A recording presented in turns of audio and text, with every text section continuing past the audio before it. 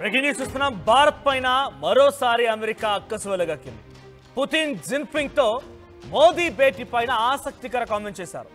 ఇద్దరు నిందితులలో మోదీ సమావేశం, ఇద్దరు నియంతలతో మోదీ సమావేశం జరిగిందని చెప్పి అక్కడ కామెంట్ చేశారు. అయితే America treasury secretary Scott Besant ఈ విషయాన్ని ఆయన ప్రస్తావిస్తూ ఇద్దరు నియంతలతో మోదీ అని చెప్పి ఆయన కామెంట్ చేయడం కొంత చర్చనీయాంశంగా మారింది. మోదీ ఏం ఆలోచిస్తున్నారో అర్థం కావడం లేదంటున్నారు బెసెంట్. భారత్ కలిసి ఉండాల్సింది అని అమెరికాతో రష్యాతో కాదు అని చెప్పి America treasury secretary Scott Besant ఈ విషయాన్ని ఆయన చెప్తూ ఉన్నారు. అమెరికా భారత్ బంధం బలమైన పునాదులపై ఉంది అని చెప్పి అంటున్నారు ఆయన. భేదాభిప్రాయాలు పరిష్కరించుకునే సత్తా ఇరు దేశాలకు ఉంది అని చెప్తూ ఉన్నారు. సో ఇటీవల కాలంలో చైనాలో జరిగినటువంటి ఆ విషయాలపైన పుతిన్ మరియు జిన్పింగ్ తో మోదీ భేటీ అవ్వడాన్ని ఇద్దరు నియంతలతో మోదీ భేటీ అయ్యారని రకంగా సంబోధించారు. చైనా అధ్యక్షుడిని అటు రష్యా అధ్యక్షుడిని ఇద్దరిని కూడా నియంత్రణతో పోల్చాడు అక్కడి ట్రెజరీ సెక్రటరీ స్కాట్ బెసెంట్. ఒకసారి ఆయన ఏం మాట్లాడారో చూద్దాం.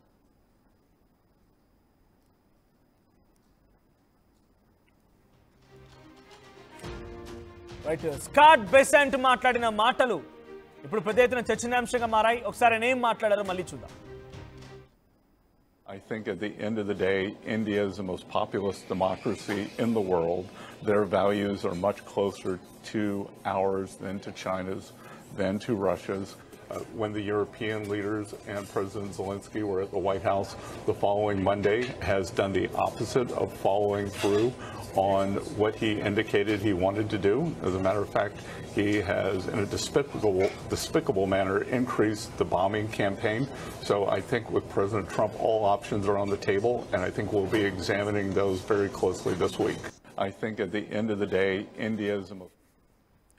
రైట్, మోదీ ఇద్దరు నియంత్రణతో భేటీ అయ్యారని, భారత్ అమెరికా మధ్య ఏమైనా విభేదాలుంటే వాటిని సరిదిద్దుకోవాల్సినటువంటి శక్తి సామర్థ్యాలు ఇరు దేశాలకు ఉన్నాయని, అమెరికా భారత్ మధ్య బంధాలు చాలా బలమైనవని, ఇద్దరు కలిసి మాట్లాడుకుంటే కూర్చుంటే అంతా సమిసిపోతాయని, అలా కాకుండా మోదీ ఏం ఆలోచిస్తున్నారో అర్థం కావడం లేదని చెప్పి ట్రెజరీ సెక్రటరీ స్కాట్ బెసెంట్ అన్నారు. నెక్స్ట్ నా ప్రతినిధి కొలిక్ కళ్యాణ్ జాయిన్ అవుతున్నారు. Kalyan, so present Scott Besant వ్యాఖ్య ఎలా చూడాలి? అటు మోదీని ఏం తప్పుపట్టకపోయినా మోదీ భేటీ అయిన మాత్రం కొంతమంది నియంత్రణలు అంటూ కూడా ఆయన ప్రస్తావించడం ఎలా చూడాలి? దీనిపైన ఇటు మోదీ రియాక్షన్ ఏముండబోతోంది, రష్యా చైనా రియాక్షన్ ఏముండే అవకాశం ఉంది? మనం చూస్తే కనుక ఇంత ముందు అంటే ఇండియానే తప్పు చేస్తుంది యాంగిల్ ఇప్పుడు చెప్పుకోవచ్చు. ఇప్పుడు నిన్న ఏదైతే ఎస్సీఓ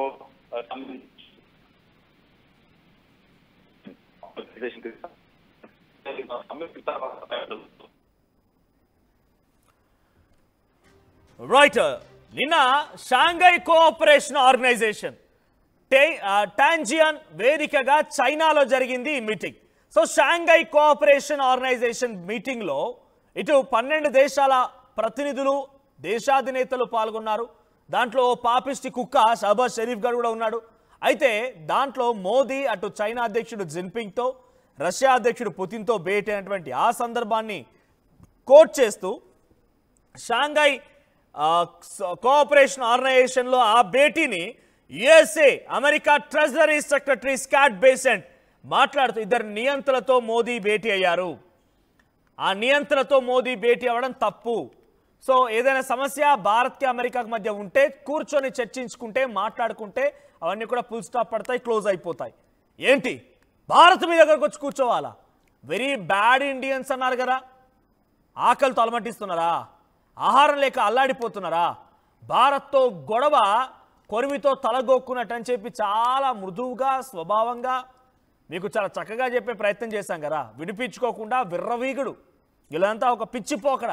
ఈ పిచ్చిపోకడలతో పోయినటువంటి వీళ్ళందరికీ కూడా డెఫినెట్గా ఒక మంచి గుణపాఠం దొరికినట్టుంది. అందుకే ఒక రకంగా వీళ్ళంతా కూడా సైలెంట్ అయిపోతున్నారు. ఇప్పుడు అంటున్నారు మనమంతా ఒకటి కలిసి కూర్చుందాం, మాట్లాడుకుందాం, చర్చించుకుందాం అని చెప్పి. ఇన్ని రోజుల పాటుగా ఎడబోయారు. మరి భారత్పై టారిఫ్ విధించినప్పుడు ఎడబోయింది బుద్ధి, పాకిస్తాన్కి ఆయిల్ రిజర్వ్స్ పేరిట డబ్బులు సమకూర్చినప్పుడు ఎడబోయింది ఈ వక్ర బుద్ధి, పాకిస్తాన్కి IMF నిధులు సమకూర్చి భారత్పై యుద్ధాన్ని చేయమన్నప్పుడు ఎడబోయింది వక్ర బుద్ధి, ఆసిమ్ మునీర్ ఆ ఫాల్తుగాడితో భేటీ అయినప్పుడు ఏడబోయింది బుద్ధి. ఇప్పుడు చెప్పండి నియంత ఎవడనేది, నియంత ఎవడు అని చెప్పి అమెరికా సమాధానం చెప్పాలి. పాకిస్తాన్తో చేతులు కలిపి పాకిస్తాన్తో కుట్రలు పడినటువంటి ఆలోచన చేసింది ఎవడా దుర్మార్గుడు, ఎవడా దుష్టుడు? అమెరికా కాదా? డొనాల్డ్ ట్రంప్ కాదా? డొనాల్డ్ ట్రంప్ ఏదైనా చేయొచ్చు, భారత్ మాత్రం తమ దేశ రక్షణ కోసం, తమ ట్రేడ్ కోసం కానివ్వండి, బిజినెస్ యాక్టివిటీస్, ఫ్రెండ్ రిలేషన్షిప్ కోసం వేరే దేశాధినేతలను కలిస్తే నియంతలా? సో మా ప్రతినిధి కళ్యాణ్ కూడా జాయిన్ అవుతున్నారు. కళ్యాణ్, సో ఇప్పుడు ఈ వ్యాఖ్యలు ఎలా రెస్పాన్స్ వచ్చే అవకాశం ఉంది? ఒకవైపు నియంతలు అని చెప్పి చైనా అధ్యక్షుడిని, రష్యా అధ్యక్షుడిని సంబోధిస్తూ మాట్లాడుతున్నాడు, కానీ నియంతల వ్యవహరించి డొనాల్డ్ ట్రంప్. ఇప్పుడు ఈ వ్యాఖ్య ఎలా చూడాలి? స్కాట్ బేసెంట్ మాట్లాడిన మాటలు ఎలా చూడాలి? రైట్, మనం చూస్తే కనుక షాంఘై కోఆపరేషన్ ఏదైతే షాంఘైకి సంబంధించి కోఆపరేషన్ ఆర్గనైజేషన్ కి సమిట్ ఏదైతే జరిగిందో, ఆ సమిట్ లో వీళ్ళందరూ అంటే జీపింగ్ కానీ లేకపోతే పుతిన్ కానీ అలాగే మోదీ వీళ్ళు ముగ్గురు కలిసి ఎలా మాట్లాడుకున్నారు, లాంగ్వేజ్ ఏంటి, వార్నెస్, వాళ్ళకున్న రిలేషన్ అనేది చాలా క్లియర్ గా ఆ వీడియోస్ లో కనిపించింది. అది చూసిన తర్వాత వెంటనే యాంగిల్ మార్చేసింది అమెరికా కానీ ట్రంప్ కానీ, వెంటనే యాంగిల్ మార్చేశారు. టాక్సెస్ కి సంబంధించి ఇప్పుడు మాట్లాడడం స్టార్ట్ చేస్తున్నారు. ఏవైతే టాక్సెస్ కి సంబంధించి నెగోసియేషన్స్ అనేది సరిగ్గా జరగలేదు కాబట్టి మేము టారిఫ్స్ అనేది విధించాం ఇండియాపై అని చెప్పుకొస్తున్నారు. ఇంకో పక్కన రష్యా నుంచి ఆయిల్ కొంటున్నారు కాబట్టి మేము టాక్సెస్ తీసుకొచ్చాం. కానీ ఎప్పటికైనా ఇండియా అనేది వరల్డ్ లో లార్జెస్ట్ డెమోక్రసీ కాబట్టి ఇండియా అనేది యూరోప్ తో కానీ అమెరికాతో కానీ మాత్రమే రిలేషన్ మెయింటైన్ చేయాలి. ఈ రష్యా అండ్ చైనా ఇవి రెండు డిక్టేటర్స్ అని చెప్పి వాళ్ళని అడ్రస్ చేస్తున్నారు చాలా క్లియర్ గా, డిక్టేటర్స్ అని చెప్పేసి. ఆ డిక్టేటర్స్ అని అడ్రస్ చేసి ఏంటంటే అక్కడి నుంచి మీరు మీరవ్వండి, నాతోనే జతపరచండి. ఇనిషియల్ గా ఏంటి భయపెట్టిద్దామని ప్రయత్నం చేశారు. ఒక రకంగా ఇటు టెర్రరిస్టులను కూడా యాక్టివేట్ చేశారు పాకిస్తాన్ నుంచి మనం ప్రెషర్ చేయడానికి ట్రై చేశారు. ఇంకో పక్కన ఆంక్షలు విధించి ప్రెషర్ చేయడానికి ట్రై చేశారు.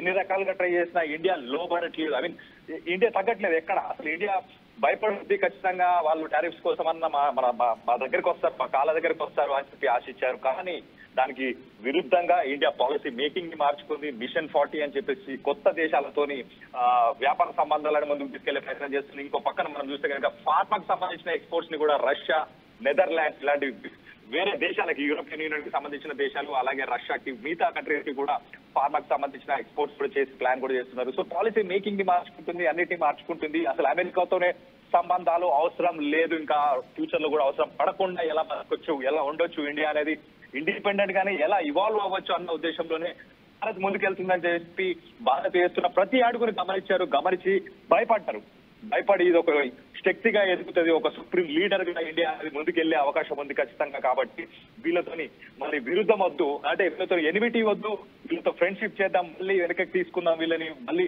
మన పక్కకు తీసుకుందాం అన్న ప్రయత్నంలోనే ఇప్పుడు ఆ యాంగిల్ మార్చుకొని ఆ స్టేట్మెంట్స్ ఇస్తున్నారు.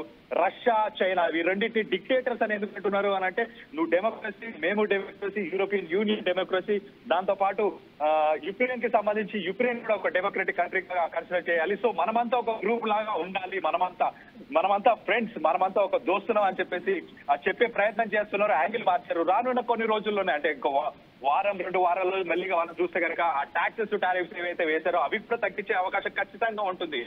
అదెప్ప ఒకటే ఉంది ప్రస్తుతానికి ట్రంప్ కి సంబంధించి, అమెరికాకి సంబంధించి. కానీ ఇండియా ఆచి తూచి అడుగులు వేస్తుంది రానున్న రోజుల్లో. అమెరికాని ఎక్కడ పెట్టాలో అక్కడనే పెడుతుంది. ఖచ్చితంగా వాళ్ళని మాత్రం ముందుకు తీసుకెళ్లే ప్రయత్నం మాత్రం ఇండియా చేయదు. ఎందుకంటే ఇప్పటిదాకా ట్రంప్ చేసిన ఈ ఎదవ పనులు అని చెప్పాలి, ఒక రకంగా వాడు చేసిన పిచ్చి పనులు అని చెప్పాలి, వాడుకున్న డిమెన్షియా, అలాగే వాడుకున్న ఒక మ్యాడ్ మ్యాన్ థియరీ. అంటే ముందు విరుచుకుపడి ఎన్ని పడితే అన్ని ట్యాక్సెస్ వేసేద్దాం, దాని తర్వాత తగ్గించి నేనే మంచోండి. ఇంకో పక్కన మనం ఇంకో పాయింట్ చూస్తే నోబెల్ పీస్ ప్రైజ్ పాకిస్తాన్ అలాగే ఇండియాకి సంబంధించి ఏదైతే ఆపరేషన్ సింధూర్ అలాగే పెహల్గామ్ దాడులు ఏవైతే దానికి సంబంధించి నేనే మొత్తం మధ్యవర్తిత్వం చేశాను, నేనే అన్నిటినీ పీస్ టాక్స్ ని తీసుకొచ్చింది నేనే అని ఆయన చెప్పుకొచ్చినప్పుడు ఇండియా దాన్ని తోసిపుచ్చింది.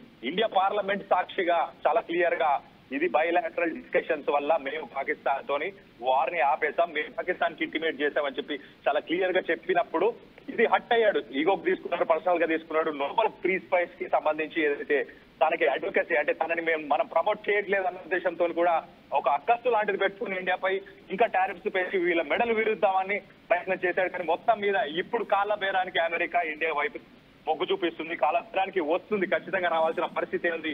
ఎందుకంటే ఇప్పుడు అమెరికా వెనక్కి తగ్గిందా? భారత్ తో సఖ్యత కుదుర్చుకొని భారత్ తో ముందుకు వెళ్ళాలి, భారత్ తో మనకు శత్రుత్వం మంచిది కాదు, భారత్ డెఫినెట్ గా ఎదుగుతుంది కాబట్టి మనమంతా కలిసికట్టుగా ఉండాలని చెప్పి ఓవైపు మోదీకి ట్రంప్ ఫోన్ చేశారన్న వార్తలు కానివ్వండి, ఇప్పుడు స్కాట్ బేసెంట్ మాట్లాడుతున్న మాటలు ఇవన్నీ కూడా భారత్తో మళ్ళీ ఫ్రెండ్షిప్కి సిద్ధమవుతున్నారా? భారత్ దగ్గరకు ఒక రకంగా కాళ్ళ బేరానికి వస్తుంది అమెరికా. ఖచ్చితంగా మనోజ్, ఖచ్చితంగా కాల బేరానికి వస్తుంది. రానున్న 2-3 వారాల్లో మనపై ఉన్న ట్యాక్సెస్ అన్ని కూడా తొలగించే అవకాశం ఉంటది. ట్రేడ్ కు సంబంధించి ఒక మీటింగ్ కూడా ఖచ్చితంగా ఉంటుందని చెప్పేసి నిన్న యుఎస్ ఎంపీ ఇండియాకి సంబంధించిన ఏదైతే సోషల్ మీడియా మాధ్యమంలో ఒక పోస్ట్ కూడా చాలా క్లియర్ గా ఏమని పెట్టారు అని అంటే, రానున్న కొన్ని రోజుల్లోనే ట్రేడ్ కి సంబంధించి, అలాగే డిఫెన్స్ కి సంబంధించి, అలాగే ఆంటర్‌ప్రెన్యూర్‌షిప్, ఇన్నోవేషన్ వీటికి సంబంధించి మీటింగ్స్ కూడా ఉండబోతున్నాయి. మాకెప్పుడు ఇండియా ఒక ఫ్రెండే, ఒక రిలేషనే, ఒక స్ట్రాటజిక్ పార్ట్నరే అని కూడా వాళ్ళు మెన్షన్ చేశారు ఆ ట్వీట్ లో. దాని తర్వాత పీటర్ నవారా కూడా రానున్న రోజుల్లో ఆయన యాంగిల్ కూడా మారే అవకాశం ఉంటుంది. ఆయన కూడా ఏం చెప్తున్నాడు, ఇప్పటికీ ఏం చెప్తున్నాడు అని అంటే, ఒకటి ట్రేడ్ కి సంబంధించిన నెగోసియేషన్స్ ఏవైతే ఉన్నాయో అవి సరిగ్గా జరగకపోవడంతో మేము ట్యాక్సెస్ వేసాం. అండ్ ఇండియాకి సంబంధించి ట్యాక్సెస్ ఎక్కువ ఉన్నాయి కాబట్టి మేము పంపించడానికి మాకు ఇబ్బంది అవుతుంది కాబట్టి మేము ట్యాక్సెస్ వేసాము అని చెప్పి పీటర్ నవారా చెప్పుకొస్తున్నాడు. ఇప్పుడు యాంగిల్ మార్చారు. మొన్నటిదాకా ఏంటి, వార్ ని దగ్గరుండి ఇండియానే, యుక్రెయిన్ అమెరికాకి సంబంధించిన వార్ ని దగ్గరుండి ఇండియానే ముందుకు తీసుకెళ్తుంది. ఇండియా ఏదైతే చమురు కొనుగోలు చేస్తుందో దాంతో వచ్చే డబ్బులతోనే ఈ యుక్రెయిన్ కి సంబంధించి, రష్యాకి సంబంధించిన వార్ అనేది ముందుకెళ్తుంది. యుక్రెయిన్ లో ఎంతో మంది చనిపోవడానికి ఇండియా కారణమని ఇలాంటి బలమైన కారణాలు చెప్పిన పీటర్ నవారా కానీ, లేకపోతే సెనేటర్స్ కానీ, వీళ్ళందరూ కూడా ఇప్పుడు మాట మార్చారు. ఇప్పుడు ఏం చెప్తున్నారంటే, ప్రపంచంలోనే బిగ్గెస్ట్ డెమోక్రసీ అయిన ఇండియా ఖచ్చితంగా యూరోపియన్ యూనియన్, దాంతో పాటు యుక్రెయిన్, అలాగే అమెరికా, మనమంతా ఒకటి, మనం కలిసి ముందుకెళ్ళాలి. ఈ డిక్టేటర్స్, ఈ నియంతలు, రష్యా కానీ చైనా కానీ, ఈ నియంతలతోని మీరు కలవకూడదు, మీరు వాళ్ళతో ఉండకూడదు, ఉండడం కరెక్ట్ కాదు, మీరు ఒక్కసారి ఆలోచించండి అని ఇప్పుడు రిక్వెస్టింగ్ మోడ్కి వచ్చింది. ఇంతకు ముందంతా పాయింటింగ్ అవుట్, అంటే రేల్ చూపించారు, మీరే మీరే మీరే అని చెప్పేసి. అక్కడ నుంచి ఇప్పుడు యాంగిల్ మారిపోయి ఇప్పుడు రిక్వెస్టింగ్ మోడ్, మీరు ఆలోచించాలి, మీరు మంచి డెమోక్రసీ, మీరు biggest democracy in the world కాబట్టి మీరు ఒక్కసారి ఆలోచన చేయాలి అని చెప్పేసి యాంగిల్ మారింది. రానున్న రోజుల్లో ఇంకా మారుద్ది. ఇంకా మారి చర్చల కోసం బతిమలాడే పరిస్థితి ఖచ్చితంగా వస్తుంది. చర్చల కోసం బతిమలాడతారు, ట్యాక్సెస్ అన్ని తీసేస్తారు, ఇండియాని కలిపి ముందుకు తీసుకెళ్లాలని ప్రయత్నం చేస్తారు. కానీ మోదీ మాత్రం దానికి ఒప్పుకోరు. ఖచ్చితంగా ఈ భారత ప్రభుత్వం మాత్రం అలాంటి చర్యలు మాత్రం తీసుకోదు.